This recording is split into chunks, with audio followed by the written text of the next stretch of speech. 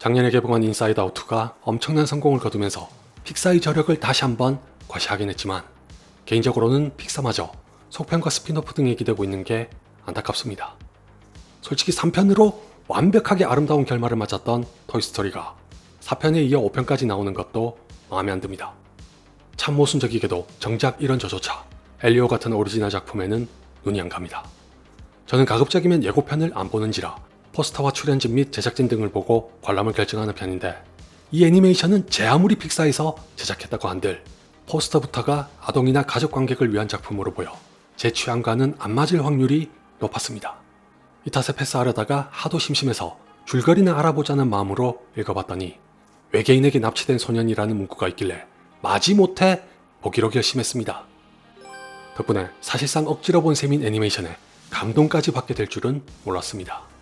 공교롭게도 이 직전에 리뷰했던 28년 후와는 한 소년의 성장기를 다뤘다는 공통점이 있으나 알렉스 가랜드와 데니 보일이 자신들만의 방식으로 깊이 있는 이야기를 참신하게 또는 파격적으로 보여주려던 의도가 온전히 전달되지 못해 반응이 극명하게 갈리는 것과 달리 엘리오는 비록 잔잔하고 소박해 큰 주목을 받지 못할지라도 관객을 사로잡을 수 있는 의미와 매력을 모두 가지고 있는 애니메이션입니다.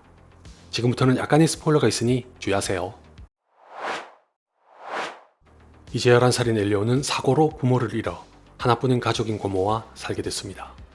엘리오의 고모는 공군기지에서 지구 밖의 동태를 감시하는 군인인데, 엘리오는 고모를 따라갔다가 저 멀리 광활한 우주로 외계인을 찾아 나선 보이저 1호에게 푹 빠집니다. 그 바람에 외계인이 있다고 확신하게 되자 학교까지 빠지면서 매일 해변으로 나가 제발 자신을 납치해달라는 희한하고도 간절한 바람을 가집니다. 그러다 결국 말썽에 휘말려 고모에게 들키고 공군기지로 끌려가게 되는데, 우연히 우주로부터 보이저 1호의 인사에 대한 응답이 왔다는 걸 알게 됩니다. 엘리오의 고모는 자신들의 임무가 아닐 뿐더러 누군가의 장난점으로 치부하고 넘어가지만 절대 흘려보낼 수 없었던 엘리오는 몰래 통신장비에 접근해 자신을 데려가라는 요청을 보냅니다. 엘리오의 그 애달픈 외침이 우주로 나간 사이 엘리오를 감당하기 힘들어진 고모는 한 캠프에 보내 보통의 아이들처럼 자랄 수 있는 새로운 기회가 되길 기대하는 눈치입니다. 이 사실을 알게 되자 엘리오는 더더욱 풀이 죽어버린 데다가 하필이면 캠프에서 괴롭힘까지 당하게 됐을 때 마침내 외계인들이 찾아와 엘리오를 납치합니다. 엘리오의 입장에서는 그렇게도 바라던 소원을 드디어 이뤘다는 것에 한껏 기뻐하는데, 우주의 각기 다른 생명체들이 모여 커뮤니버스라고 부르는 이 단체는 고도의 과학기술을 갖춰 중력을 마음대로 조종하고 통역도 간편하게 실시간으로 주고받습니다. 심지어 엘리오를 처음 맞이한 녀석은 무려 액체형 슈퍼컴퓨터입니다. 엘리오는 커뮤니버스의 일원들이 자신을 기꺼이 환영해주는 걸 보면서 오랫동안 느껴보지 못했던 온기에 감격했으나, 이 외계인들이 자신을 지구의 대표로 오해하고 있다는 걸 알고 당황합니다.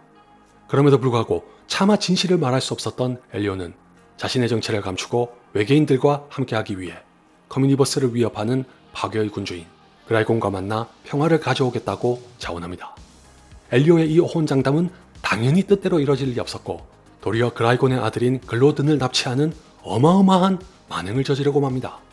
뒤늦게 아들이 없어졌다는 걸 알게 된 그라이곤은 커뮤니버스를 향해 극도의 분노를 쏟아내지만, 엘리오는 당신의 아들이 내 손에 있으니 평화롭게 마무리하자고 제안합니다. 엘리오의 목소리 연기가 아주 좋았다는 것 외에는 무난하고 소소한 이 애니메이션에 제가 조금이나마 집중하게 된 건 순전히 칼 세이건의 목소리가 등장했기 때문입니다. 지금도 어디선가 우주를 유영하고 있을 보이저 1호를 소재로 삼은 것도 반가웠던 것과 더불어 엘리오는 1985년에 그 유명한 영화인 콘택트의 원작을 출판했을 즈음 칼 세이건이 한 라디오에 출연해 가졌던 인터뷰 중 일부를 삽입했습니다. 인간이 우주에 무언가를 보내 다른 생명체를 찾는 것은 굉장히 놀라운 일이고, 이것을 통해 우린 고대부터 내려져 오던 인류의 의문을 풀 수 있게 됐다. 우린 혼자인가? 간단하게 요약하면 대충 저런 얘긴데, 엘리오에 나오는 골든디스크, 즉 지구에 대한 정보와 여러 언어로 녹음된 인사 등을 담아 보이저 1호에 실어 보내자고 제안했던 사람이 다름 아닌 칼 세이건이고, 외계의 지적 생명체가 지구로 보낼 수도 있는 전파를 탐지하고자 운영하는 세티 프로젝트가 시행되는데 지대한 공을 세운 사람도 칼 세이건입니다. 이것만 봐도 알 수 있듯이 칼 세이건은 대단한 업적을 남긴 과학자이자 한 명의 인간으로 제가 존경하는 분입니다. 칼 세이건이 쓴 책 중 어떤 것이라도 보면 누구나 이 사람은 그냥 과학자가 아니라 인류애로 가득한 휴머니스트라는 걸 알 수 있을 거라고 생각합니다. 그 중에서도 제가 좋아하는 문구는 죄송하게도 정확한 글귀는 기억이 안 나지만 만약 지구로 오는 외계인이 있다면 수많은 소설과 영화에서 묘사하는 것과 달리 결코 적대적이지 않을 거다. 그 먼 거리를 항해하고 올 정도로 진보한 문명이라면 전쟁이나 파괴 같은 소멸적인 행위에 몰두할 리가 없다. SF 장르를 대표하는 작가 중 한 명인 아서 C 클락도 비슷한 말을 했던 적이 있습니다. 그런 의미에서 지구는 얼마나 더 많은 시간이 흘러야 하는 건지 씁쓸하고 가슴이 아픈 요즘입니다. 칼 세이건의 저 멘트를 삽입한 엘리오의 외계인들은 인간의 수준을 아득하게 초월한 과학만큼이나 고운 심성과 자애로운 면모를 갖췄습니다.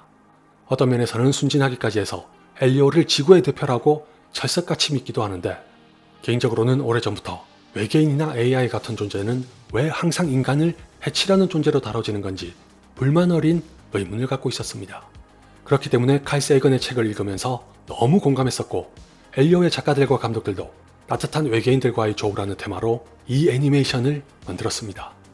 알고 보니 외계인에 대한 칼 세이건의 사고에서 직접적인 영향을 받았다고 밝히기도 했더군요.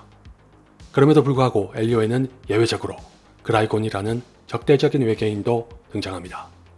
이 애니메이션도 어디까지나 유흥을 제공해야 하는 오락거리라 갈등을 조성하는 과정에서 그라이곤을 대두시켰으나 무슨 슈퍼히어로나 우주전쟁을 소재로 하는 영화와는 다릅니다. 엘리오는 그라이곤을 단순한 악당으로 전락시키지 않는 건 물론이고 엘리오를 통해 나오는 주제와 결합하는 캐릭터로 빚는 탁월한 솜씨를 자랑합니다. 이게 바로 픽사와 엘리오가 가진 진정한 매력입니다. 엘리오가 엉뚱하게도 외계인에게 납치되길 바랐던 건 단지 부모님께서 돌아가신 후로 혼자 남겨졌다는 절망감과 우울감 때문입니다. 아무렇지 않게 잘 지내면 오히려 더 이상할 환경에 놓인 엘리오는 고모의 노력도 알아주지 않은 채 서먹한 관계로 지내고 학교와 또래 사이에서도 섞이지 못하는 시쳇말로 아싸 중 아싸입니다. 더 심하게 보면 자신은 주변의 누구와도 섞일 수 없다고 지레 자포자기에 빠진 탓에 그럴 바에는 차라리 외계인과 어울리고 싶다는 기이하고도 가슴 아픈 소망을 가지게 됩니다. 오죽했으면 보통의 경우와는 다르게 외계인에게 납치돼 고모와 떨어진 후에도 지구로 돌아가려는 마음이 전혀 없습니다. 외계인인 글로든도 엘리오와 비교해 별반 다를 게 없는 처지입니다. 어머니는 전쟁에 나가 얼굴도 보기 힘들고 아버지는 자신과 놀아주지도 않는 와중에 머지않아 이 종족이 가진 전통에 따라 본인의 의사와는 무관하게 운명이 정해집니다. 글로드는 그런 미래를 결코 원하지 않는 데다가 자신과 어울리지 않는다는 걸 알면서도 종족의 전통을 차마 거스를 수 없어 무기력하게 곧 다가올 운명을 기다릴 뿐입니다.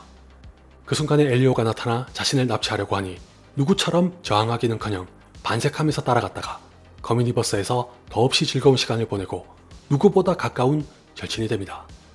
더 갈 것도 없이 딱 여기까지만 봐도 이 애니메이션이 뭘 말하고 있는지 감이 잡히시죠? 엘리오와 글로든의 공통점에서 알 수 있다시피 엘리오는 주류와 부합하지 못하는 별종, 괴짜, 소수자 등에게 당신은 결코 혼자가 아니며 그 주변을 맴도는 다른 모두에게는 아싸들에게 지속적인 관심을 기울여 따뜻한 사랑을 보내주길 바란다고 전합니다. 아울러 엘리오처럼 낙담과 절망에 빠져 주변의 노력을 헤아리지 못하는 실수를 하고 있는 건 아닌지 자신을 돌아보는 것도 잊지 않아야 하고 우리와는 다르다는 이유로 타인을 배척하거나 학대하는 어리석은 짓을 저질러서도 안 됩니다.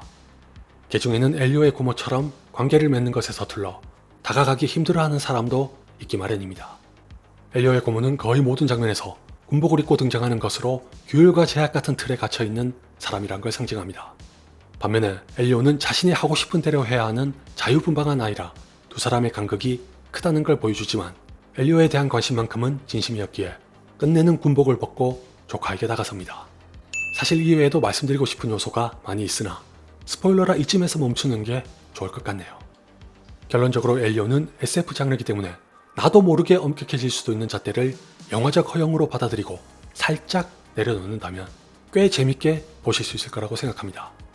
무엇보다도 시대를 불문하고 모든 인류에게 진리로 남아야 할 주제를 명확하면서도 너무 낯간지럽지 않게 전달하는데 성공했다는 게 아주 마음에 듭니다.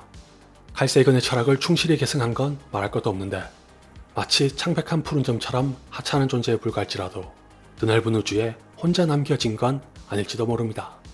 어쩌면 우리 모두가 누군가는 지금도 애타게 찾고 있을 또 다른 행성일 수도 있으니 어딘가에서 들려오고 있는 인사에 응답해보시는 건 어떨까요?